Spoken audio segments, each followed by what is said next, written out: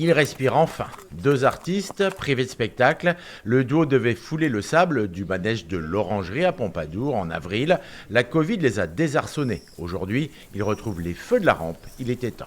On a eu quand même des moments de doute, on a trouvé le temps long et on a eu des fois quelques baisses de morale, hein, faut bien vous l'avouer. Nous, nos chevaux, on les travaille, mais l'objectif, c'est quand même qu'ils sortent en représentation. Et pour nous, si on n'a pas cet objectif-là, au bout d'un moment, travailler les chevaux sans qu'on ait de spectacle, ça n'a plus trop de sens. Attention mesdames, messieurs, le spectacle recommence. Pas de cabaret dînatoire cette année, peu importe finalement, l'essentiel est préservé.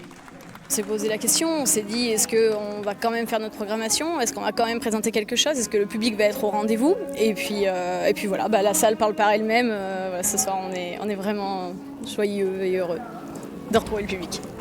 Un public lui aussi avide de spectacles. Ce soir, ils seront servis. L'homme cheval, c'est son titre, est une ode à la bienveillance.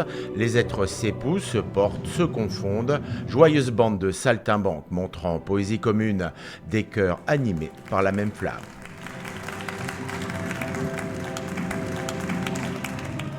Au final, une heure suspendue, hors du temps, une parenthèse jubilatoire qui ponctue la dramatique d'un scénario sanitaire oppressant.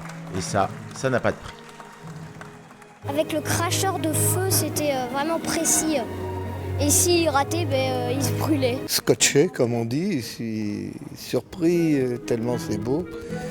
Mais c'est l'espèce de poésie qu'il y a là-dedans. J'ai vu des choses que j'aurais jamais pu faire.